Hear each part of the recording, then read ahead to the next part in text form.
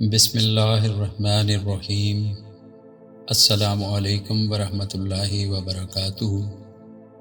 انشاءاللہ آج کی ویڈیو ذہن کے دریچوں میں کشادگی پیدا کر کے لطیف روشنیوں کی نورانی بہاؤ میں اضافے کا سبب بنے گی۔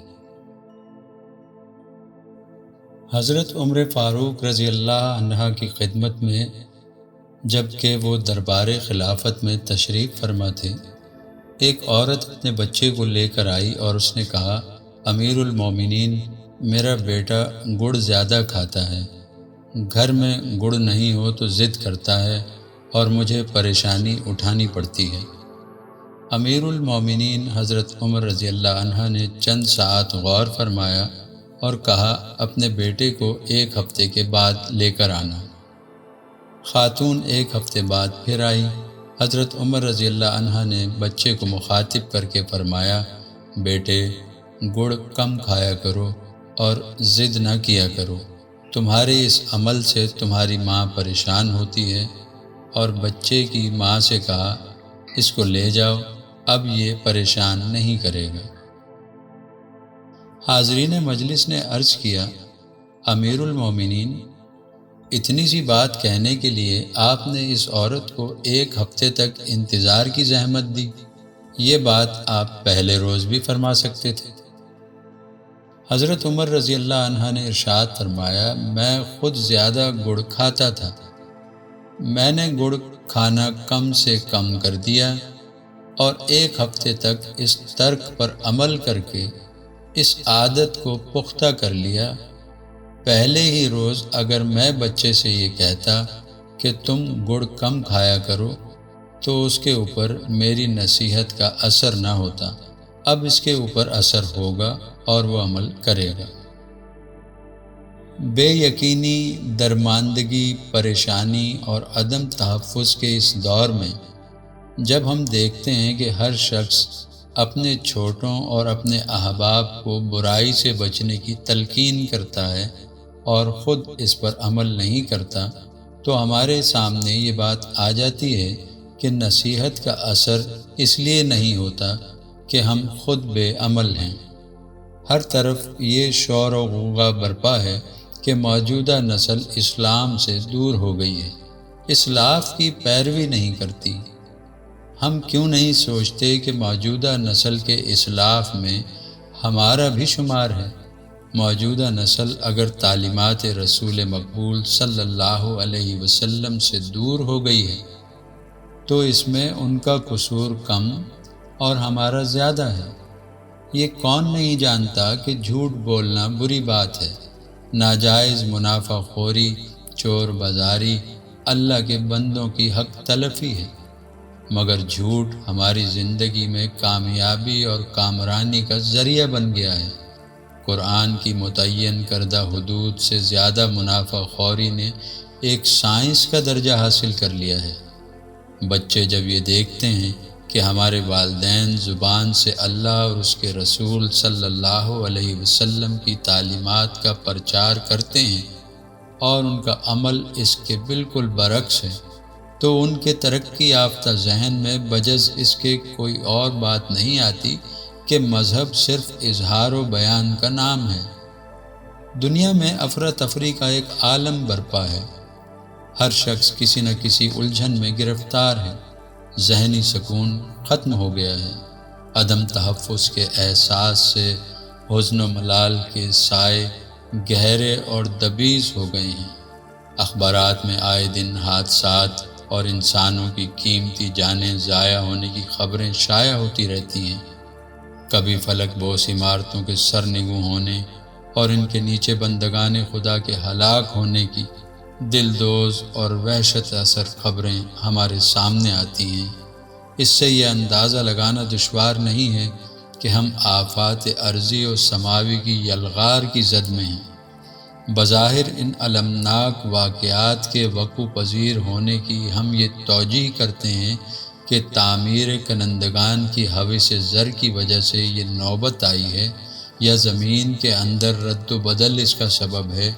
یہ باتیں بظاہر کتنی ہی معقول اور روزنی ہوں، لیکن ایک راسخ العقیدہ مسلمان کی حیثیت سے دیکھا جائے تو فرمان خداوندی کے موجب انسانی معاشرے میں آباد لوگوں کے جرائم اور خطا کاریاں عرضی و سماوی آفات اور ہلاکتوں کو دعوت دیتی ہیں۔ جب کوئی قوم قانون خداوندی سے انحراف اور گریز کرتی ہے اور خیر و شر کی تفریق کو نظر انداز کر کے قانون شکنی کا ارتکاب کرنے لگتی ہے تو افراد کی یقین کی قوتوں میں اضمحلال شروع ہو جاتا ہے۔ آخر ایک وقت ایسا آتا ہے کہ یقین کی قوت بالکل معدوم ہو جاتی ہے اور عقائد میں شک اور وسواس در آتے ہیں۔ اس تشکیک اور بے یقینی کی بنا پر قوم توہمات میں مبتلا ہو جاتی ہیں۔ توہماتی قوتوں کے غلبے سے انسان کے اندر طرح طرح کے اندیشے اور وسوسے پیدا ہونے لگتے ہیں، جس کا منطقی نتیجہ حرص و ہوس پر منتج ہوتا ہے۔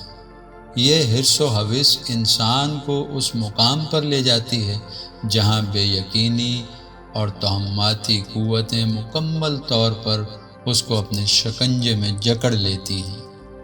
یہی وہ مقام ہے جہاں انسان زندگی کی حقیقی مسرتوں سے محروم ہو جاتا ہے اور اس کی حیات کا محور اللہ تعالیٰ کے بجائے ظاہری اور مادی وسائل بن جاتے ہیں۔ اور جب کسی قوم کا انحصار در و بست مادی وسائل پر ہو جاتا ہے تو آفات ارضی و سماوی کا لامتناہی سلسلہ عمل میں آنے لگتا ہے اور بالآخر قومیں صفحۂ ہستی سے مٹ جاتی ہیں۔ ہمیں یہ نہیں بھولنا چاہیے کہ اللہ تعالیٰ شک اور بے یقینی کو دماغ میں جگہ دینے سے منع فرماتے ہیں۔ یہ وہی شک اور وسوسہ ہے جس سے حضرت آدم علیہ السلام کو باز رہنے کا حکم دیا گیا تھا۔ بالآخر شیطان نے بہکا کر آدم علیہ السلام کو شک اور بے یقینی میں گرفتار کر دیا، جس کے سبب آدم علیہ السلام کو جنت کی نعمتوں سے محروم ہونا پڑا۔ برسوں کی تحقیق و جستجو کے بعد طبیات نے یہ انکشاف کیا تھا کہ کائنات میں جاری و ساری قوتیں جن کی تعداد اب تک 4 سمجھی جاتی تھی وہ صرف 3 ہیں۔ کم علمی کی بنا پر ایک طاقت کو 2 طرح شناخت کیا جا رہا تھا۔ اسی انکشاف پر پاکستانی سائنسداں ڈاکٹر عبدالسلام کو فزکس کا نوبل انعام دیا گیا تھا۔ اس وقت بھی صاحب حال کا یہ فرمان تھا کہ عنقریب سائنس اس امر کی بھی شہادت فراہم کرے گی کہ فی الواقع کائنات میں جاری و ساری طاقت صرف ایک ہے، جس کو کم علمی کی بنا پر 3 یا 2 سمجھا جا رہا تھا۔ دوسری طرف سائنسدانوں نے کیرلین فوٹوگرافی کی مدد سے یہ شہادت پیش کر دی ہے کہ ہر مادی وجود کے گرد رنگین روشنیوں کا حالہ ہے، اور اس حالہ نور، جسے اورا کا نام دیا گیا ہے، کا مطالعہ کر کے بظاہر پوشیدہ ذہنی و جسمانی کیفیات کا انکشاف کیا جا سکتا ہے۔ تیسری طرف جدید نفسیات دریافت کی اس منزل پر پہنچ گئی ہے کہ جب ذہن انسانی کامل یکسوئی کے ساتھ کسی خیال میں مرکوز ہو جاتا ہے تو تحت الشعور اس خیال کو مظہر بنا دیتا ہے۔ ہر آدمی جانتا ہے کہ دیگر تمام معاملات کی طرح عملی پیش رفت اور انکشافات بھی آفاقی قوانین کے تابع ہیں۔ جو قوم ان قوانین کے مطابق جد و جہد کرتی ہیں وہ کامران ہوتی ہیں۔ یورپی ممالک اور امریکہ نے جب وسائل میں قید مادے کو اولیت دے کر آفاقی قوانین کو حرکت دی تو ان کے اوپر مادی وسائل میں مخفی صلاحیتوں اور طاقتوں کا انکشاف ہوتا چلا گیا، اور آج یہ قومیں محض اپنی علمی فضیلت کی وجہ سے برتری حاصل کر چکی ہیں۔ موجودہ سائنس تلاش و جستجو کے راستے پر چل کر اس نتیجے پر پہنچی ہے کہ پوری کائنات ایک ہی قوت کا مظاہرہ ہے۔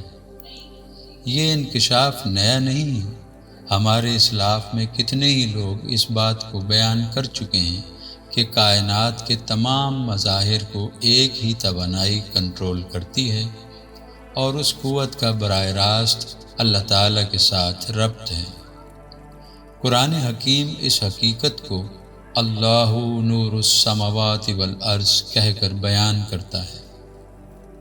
سائنسی علوم کی ترقی اور کامیابی کا ایک بڑا فیکٹر بجلی یا الیکٹرکسٹی ہے، اور اب یہ بات سامنے آ چکی ہے کہ ہر موجود شے میں برقی اور مقناطیسی لہریں موجود ہیں۔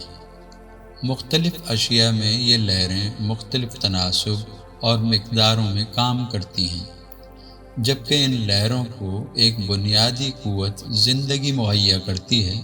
یہی لہریں ہیں جو زندگی اور زندگی کے تمام عوامل و حرکات کو قائم رکھے ہوئے ہیں۔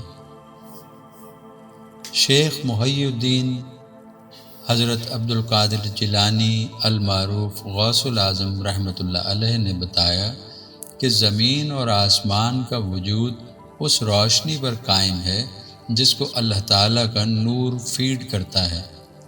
اگر نوع انسانی کا ذہن اس نورانی روشنی میں مرکوز ہو جائے تو وہ یہ سمجھنے پر قادر ہو جائے گا کہ انسان کے اندر عظیم و شان ماورائی صلاحیتیں ذخیرہ کر دی گئی ہیں، جن کو استعمال کر کے نہ صرف یہ کہ وہ زمین پر پھیلی ہوئی اشیاء کو اپنا مطیع و فرما بردار بنا سکتا ہے، بلکہ ان کے اندر کام کرنے والی قوتوں اور لہروں کو حسب منشا استعمال بھی کر سکتا ہے۔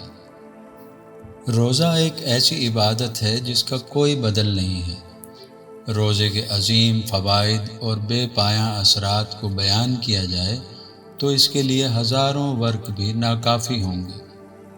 مختصر یہ کہ روزہ امراض جسمانی کا مکمل علاج ہے، روحانی قدروں میں اضافہ کرنے کا ایک مؤثر عمل ہے، برائیوں سے بچنے کے لیے ایک ایسی ڈھال ہے جس کا توڑ کوئی نہیں۔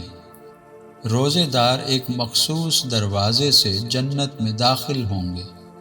قیامت کے دن روزہ اس بندے کی سفارش کرے گا جس نے پورے ادب و احترام کے ساتھ روزے کو خوش آمدید کہا تھا۔ روزہ رکھنے سے جسمانی کثافتیں دور ہو جاتی ہیں اور آدمی کے اندر لطیف روشنیوں کا بہاؤ تیز ہو جاتا ہے۔